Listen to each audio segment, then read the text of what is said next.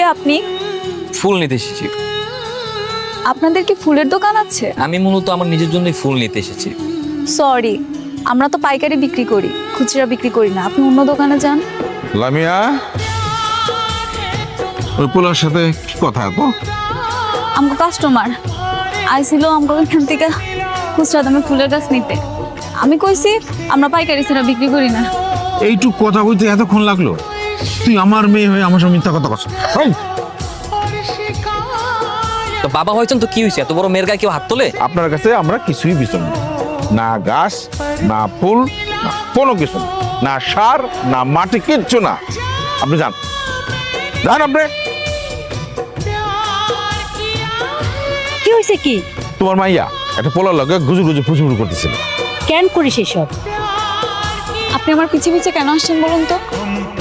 না, আমি এমনি হাঁটতে ভালো লাগছে। কেন, কোনো সমস্যা? অবশ্যই সমস্যা আছে। আমি অপরিচিত কারোর সাথে কথা বলি, আর তাছাড়া আমার আব্বা দেখলে আমাকে খুব মারবে। আরে অপরিচিত বলেই তো পরিচিত হতে যাচ্ছি। আপনার সাথে পরিচিত হওয়ার আমার কোনো দরকার নেই। আপনি জানতো এখান থেকে? আমার নাম লামিয়া। হয়েছে, এবার যান। আমাদের আবার দেখা হবে।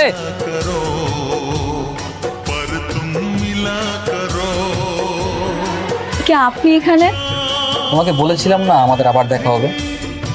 তার মানে এগুলো সব আপনি প্ল্যান করে অর্ডার করিয়েছিলেন? আগে জানলে বুঝি আসতে না। ফুলের গাছগুলো রাখুন, আমার দেরি হয়ে যাচ্ছে, আমার টাকাটা দিন।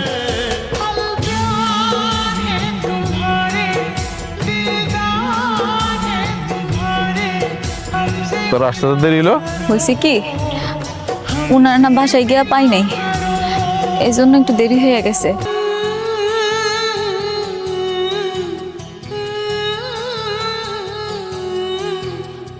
তার মানে আপনি সেই পোলা যার কাছে আমি নিজেই আমার মেয়েকে পাঠাইছি? আঙ্কেল আপনি এখানে? তাই তো বলি, ঘন্টার পর ঘন্টা সময় চলে যায়, কি করে আমার মেয়ে? হ্যাঁ, এইসব না। আব্বা সত্যি করে কইতেছি, এখানে আমার কোনো দোষ নেই আব্বা। আপনারা কিছু বলবেন না।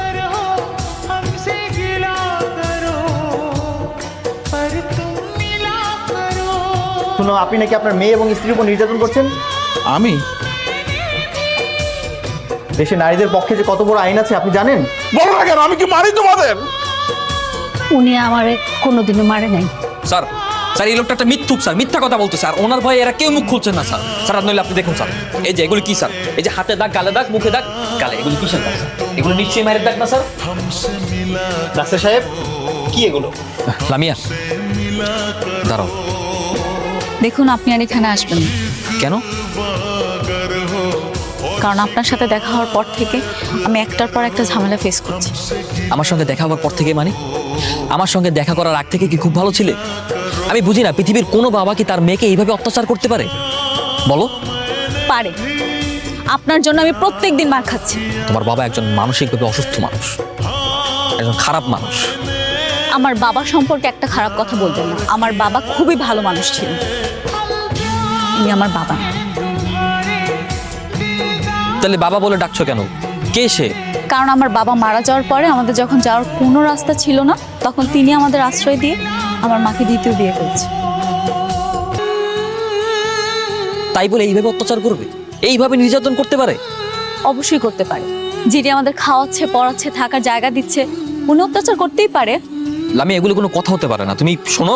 আপনি প্লিজ আমাকে আর ডিস্টার্ব করবেন না, আর আমার সাথে দেখা করতে আসবেন। লামিয়া দাঁড়াও।